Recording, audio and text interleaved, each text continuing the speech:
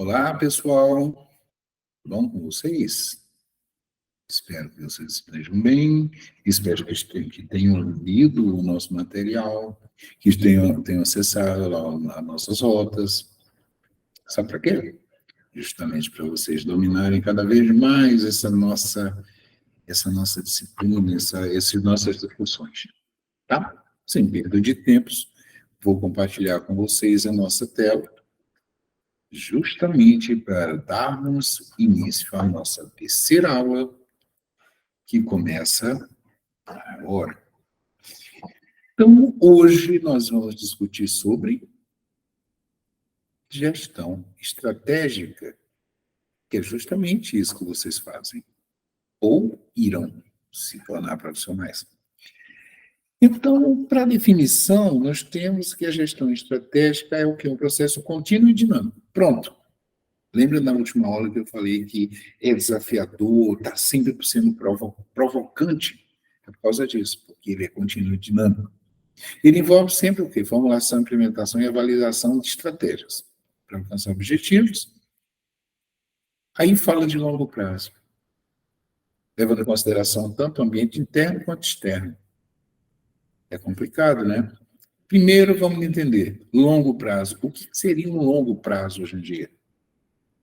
Há um tempo atrás, longo prazo seria 20 anos, depois foi para 10 anos. Hoje em dia, longo prazo é no máximo 5. Não dá para pensar mais do que isso. E quando você pensa ambiente interno e ambiente externo, nós vamos mais à frente discutir esses detalhes, é como o nosso ambiente interno, as nossas forças e as nossas fraquezas. Ou seja, o que é que eu tenho de forte e o que é que eu tenho de fraco para encarar a situação externa. De repente, externamente, eu tenho até uma oportunidade. Olha, tem um grupo de clientes que estão querendo comprar o meu produto. Mas eu tenho vamos dizer, equipamentos para produzir aquele produto. Eu tenho poucos, eu não consigo atender a demanda do mercado. Ou eu tenho até equipamento em boa quantidade. O cliente está querendo, mas eu tenho um pessoal pouco, quantidade, poucas pessoas. Ou eu tenho até muita gente, tenho equipamento e o cliente quer, mas os meus servidores, meus empregados, os meus colaboradores, eles não estão preparados para trabalhar com a demanda tão grande, mesmo tendo muita máquina, entendeu? Ou seja, está entrando, isso foi uma oportunidade, certo? O cliente quer. E eu tenho máquinas boas, eu tenho funcionários bons, fechou. Uma força com oportunidade. A força interna com oportunidade externa. Agora, vamos lá. Uma ameaça, uma força, uma oportunidade. O cliente quer, mas eu não tenho máquina. Ou o cliente quer, mas eu não tenho pessoal. O cliente quer, mas eu tenho pessoal, tenho máquina, mas ele não sabe trabalhar com aquela máquina. Então, é uma oportunidade que não vai encontrar força. Ou uma empresa que chegou nesse mesmo ambiente, nesse mesmo momento, gente, eles podem ser a destruição da minha empresa. Porque eles podem ter máquina, podem ter pessoal e podem ter agilidade para trabalhar com isso. Entendeu? Ambiente interno, ambiente externo, força, fraqueza, ameaça, oportunidade. A gente vai dar uma olhada nessa depois. A estrutura estratégica, ela busca fazer o quê? Ele procura deixar alinhado o recurso, ação e decisão. Com o quê? A missão, visão e valores dessa instituição. A missão, o que é a visão? A missão, vamos falar na missão primeiro. A missão é para o que é que essa empresa existe. Entendeu? É a razão de ser dela. A visão. O que é que ela pretende fazer daqui a X tempo? Daqui a 4, 5 anos? E os valores? O que é que nós temos dentro dessa instituição que a gente pode somar com nossos colaboradores para poder trazer uma resposta positiva em termos da instituição? Então, isso aí é buscar levantar o desempenho, buscar resultados, tá? Então, quando a gente fala em integração, a gente está buscando a estratégia, que é exatamente o que fazer com o processo, os processos administrativos, que é como fazer. Primeiro, eu tenho que saber quais são as estratégias. O que é que eu pretendo fazer? O que é que a instituição pretende fazer? Para daí eu somar com os processos. Eu preciso ver os processos. Se meus processos não estiverem ok, eu tenho que adaptá-los, eu tenho até mesmo que reformatá-los, para que a minha estratégia possa ser, a estratégia institucional possa ser atendida. E nesse triângulo, está vendo ali no meio, ali é o trabalho que precisa ser executado, a entrega que precisa ser feita. Aí vem a importância das pessoas. É quem vai fazer. Aí eu te pergunto, quem vai fazer? Fazer o quê? Fazer os processos. Para quê? Para atingir a interação, essa integração, esse crescimento institucional. Então, quando a gente vai detalhar a integração, a gente pensa o seguinte: quando a gente pensa o que fazer, a gente pensa em estratégia. Quando pensa em estratégia, o que é? O elemento que define a direção. A estratégia é definição de direção. O como que vai atuar essa instituição. Quais são as decisões? Essa decisão precisa ser adequada à organização. Essa decisão precisa ser assertiva. Não pode ser uma decisão qualquer, Deus dará, não. É uma decisão trabalhada, analisada. Ela precisa identificar o limite que a instituição tem, a capacidade. Lembra que eu te falei na ameaça oportunidade, do que vem de fora e a força e fraqueza no que nós temos dentro? Pois é. Eu te pergunto, eu posso aceitar uma demanda de um cliente se eu não tenho pessoal suficiente, ou se o meu equipamento não é suficiente, ou se eu tenho equipamento e tenho pessoal suficiente, mas eu não tenho gente treinada para trabalhar? Pois é, isso está no ramo do que fazer, a estratégia. E o processo? Como fazer aquilo que precisa ser feito. Beleza. Então, esse desenho que é chamado de desenho operacional. Para executar essas ações, são várias ações para isso que a estratégia demanda. E nessa sequência, para regular o quê? A operação estabelecida por procedimento, a partir de métodos, rotinas, inclusive até definindo os fluxogramas, onde começar, por onde passar, a divisão dessas tarefas, essa lógica, sincronia, até chegar à eficiência do processo. E isso precisa ser muito bem feito. Depois de tudo isso muito bem definido, aí sim, entram as pessoas. Que ela vai fazer o quê? Precisa ser definida as atribuições e responsabilidades para cada uma dessas pessoas que vão estar envolvidas e que possam ser preparadas para trabalhar com os processos para poder atender a estratégia. Entendeu? É preciso que esse trabalho seja colaborativo. Tá? Ele precisa ter comunicação, ele precisa ser bem coordenado, ele precisa ser motivado, você precisa fazer com que as pessoas gostem do que estão fazendo, por que estão fazendo, para que estão fazendo. Aí sim, você vai precisar promover uma liderança, embora que a liderança é nata. Me diz uma coisa, na tua sala de aula agora, quem que você idealizaria assim que seria um líder ou uma líder natural? Aquela colega ou aquele colega. Você observa que tem pessoas que têm uma liderança sem forçar a barra. Ela chega lá, mas ela vai conquistando, daqui a pouco ela tem as ideias, é incrível, né? Ou até que ela não tem ideia, mas a pessoa tem ideia e o outro quer fazer, ela consegue coordenar essas ações de uma forma tal que o nosso trabalho no final fica maravilhoso. Vocês já fizeram alguns trabalhos, principalmente desses seminários integradores, os projetos que estão fazendo, principalmente em equipe. Veja bem, gente, isso aqui é necessário vocês atentarem para isso. Não seja um pendura na equipe. E o colega não seja equipe. Você vai precisar já praticar dentro desse curso como trabalhar com a equipe e não ser um peso para a equipe, ou ser o único que faz e todos levam nota. Se você se adaptar com isso agora, você vai levar para o teu profissional. Isso vai ser extremamente ruim para ti e para a organização, e você pode ser prejudicado.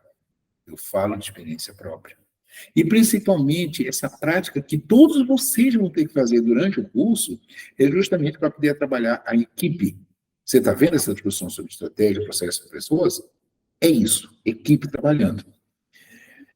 O processo da gestão estratégica, ela vai trazer a delimitação do negócio por meio da formulação do quê? De missão, visão, valores e organização. Esse é o primeiro passo para definir a gestão estratégica. Entendeu? Pois é. É porque nesse primeiro passo a organização define o quê? A sua razão de existir, como eu falei anteriormente, que é a missão, onde ela quer chegar no futuro, que é a visão, e quais são os seus princípios éticos e morais. Isso são os valores. Mas a análise macroambiental, para esse processo de gestão estratégica, ela envolve o quê? A organização ela precisa avaliar o fator externo. Inclusive, ela precisa ver como aquele fator externo pode afetar o negócio dela, como essa situação econômica, política, tecnológica, social e ambiental pode afetar o negócio dela, o órgão, a empresa. Então, é macroambiental essa análise para esse processo de gestão estratégica.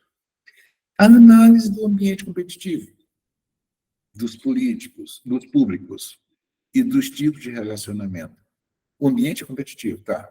Que tipo de público eu tenho? E como é que está esse relacionamento? A organização analisa seus concorrentes o tempo inteiro.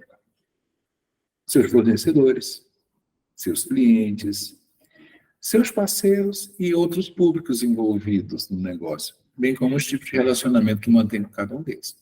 Isso é necessário para esse processo de gestão estratégica.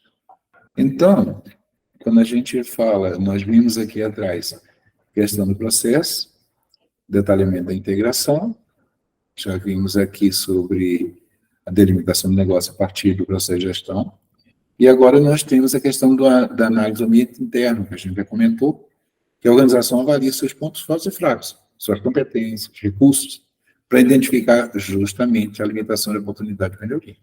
Tá? A formulação e implementação da estratégia. Olha, com base nessa análise realizada, a organização formula a sua estratégia. Para quê? Para atingir objetivos de longo prazo, definido lá atrás, nos planos de ação. E na definição de objetivos. A organização define seus objetivos específicos, mensuráveis e alcançáveis, que estejam alinhados com sua missão, visão e valores. Então, a elaboração do orçamento é necessária a organização estabelecer o orçamento necessário, implementar suas estratégias para atingir. Avaliação, controle e gerenciamento das responsabilidades. Aí é quando entra quem? O desempenho, a medida corretiva, as pessoas que vão se envolver nesse processo, entendeu? Isso aqui atribui responsabilidade para garantir justamente a implementação mais eficaz da estratégia. Analisa bem a evolução dos modelos de planejamento. A técnica de planejamento, vamos lá. Planejamento orçamentário, 1950. A característica dele era trabalhar em cima do orçamento anual, quantitativo e curto prazo. De eficiência, o que era? Não se compromete com a previsão de longo prazo. Quando veio na década de 60, nós tínhamos o planejamento do prazo. Tá. Não tinha longo prazo, agora, longo prazo. Ótimo. A característica dela é que extrapolava o orçamento. Projeção de tendência de longo prazo. Qual era a deficiência?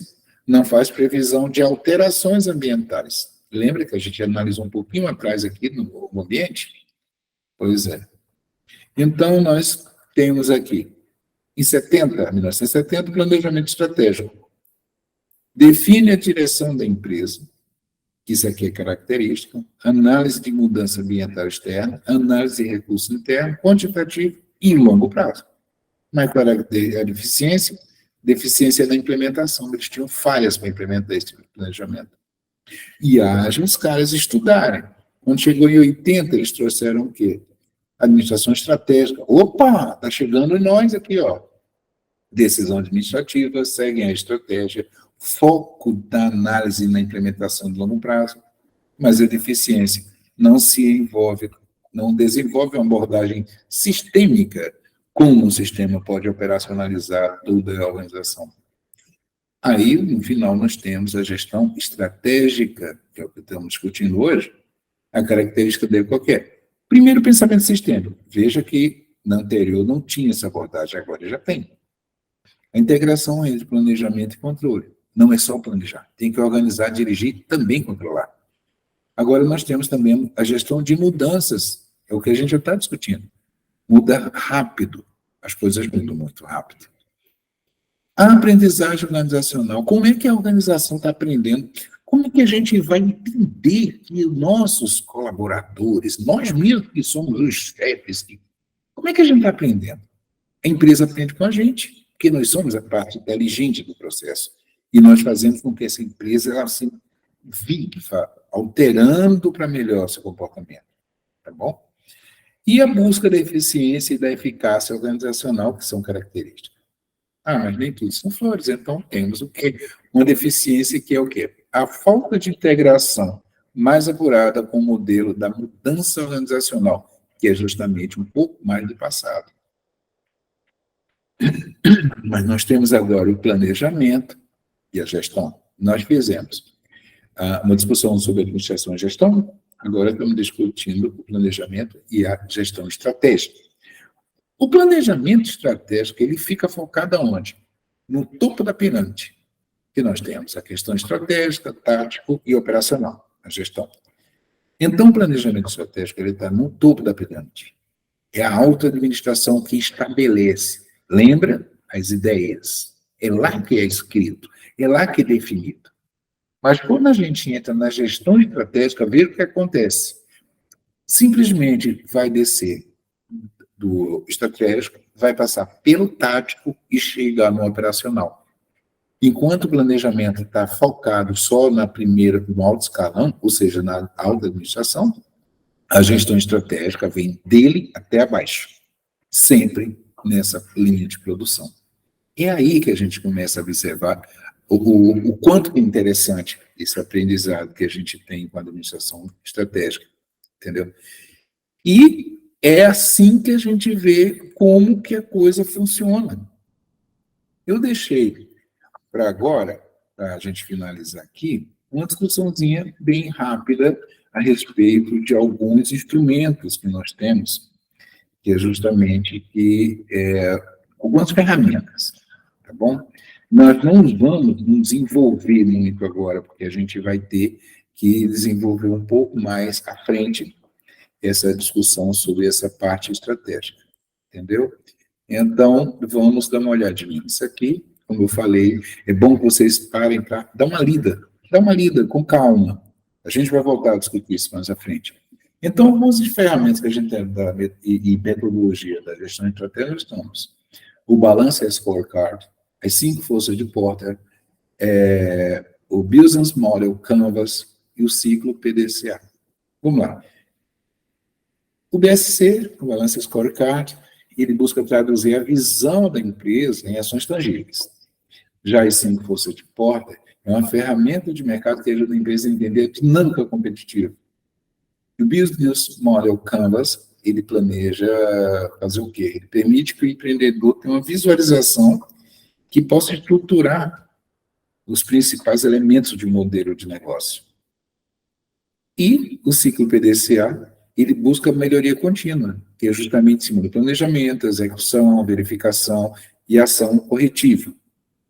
Não vou me aprofundar, porque nós vamos discutir isso mais à frente, de forma ainda mais aprofundada. Então, veja só, a matriz BCG é outra ferramenta, que ela analisa a estratégia, avalia e gerencia o portfólio. A análise 360, ela avalia as múltiplas perspectivas, tanto da parte financeira, como a parte operacional, como a parte de mercado, de recursos humanos, dentre outros, pontos fortes e fracos, oportunidade e ameaça, entendeu? A gente já discutiu. E o plano 5W2H, que é justamente a gestão. A gente vai trabalhar com tudo isso, principalmente 5W2H. É a gestão de projeto, que ele vai trabalhar, ele precisa ser claro e definir exatamente as ações, a partir de quê? O que é que vai ser feito, por que vai ser feito, onde vai ser feito, quando vai ser feito, quem vai fazer, como vai ser feito e quanto custa tudo isso. Eu trouxe para vocês um exemplo da utilização de uma dessas ferramentas, que eu acho que parece assim uma que não se aplica à administração pública, mas eu trouxe, assim, força de porta. Primeira força, ela fala de rivalidade entre os concorrentes.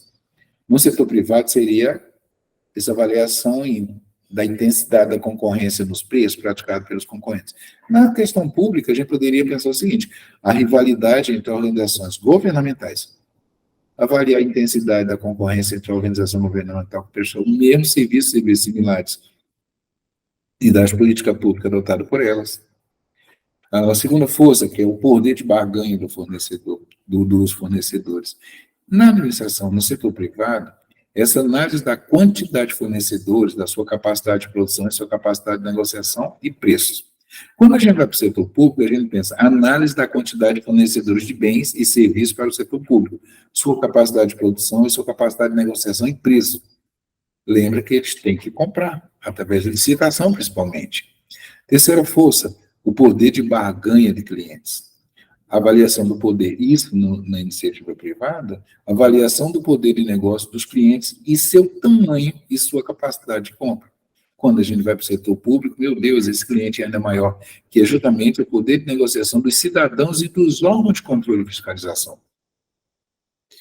Quando a gente utiliza essa ferramenta para começar a fazer esse tipo de análise, é que a gente percebe que todas elas têm uma forma de ser aplicada à administração pública. Essa parte, quando discute a ameaça de novos entrantes, ameaça de produtos. Então, é o seguinte, tudo isso aqui você pode realmente utilizar na administração pública, setor público. Interessante, né? Bastante coisa que a gente tem que ver. Muita coisa. Por enquanto, pessoal, nós estamos discutindo conceitos. Depois vem a parte mais gostosa, que a gente vai aprofundar. E vamos tentar criar um ambiente assim, onde a gente possa tentar praticar tudo isso? Eu vou pensar. Eu prometo a vocês que eu vou fazer você para conseguir fazer com que vocês pratiquem esses conceitos que vocês estão aprendendo. Tá joia? Bom, por aqui nós ficamos e eu aguardo vocês na próxima aula. Até lá, pessoal. É, como sempre, um prazer. Até mais.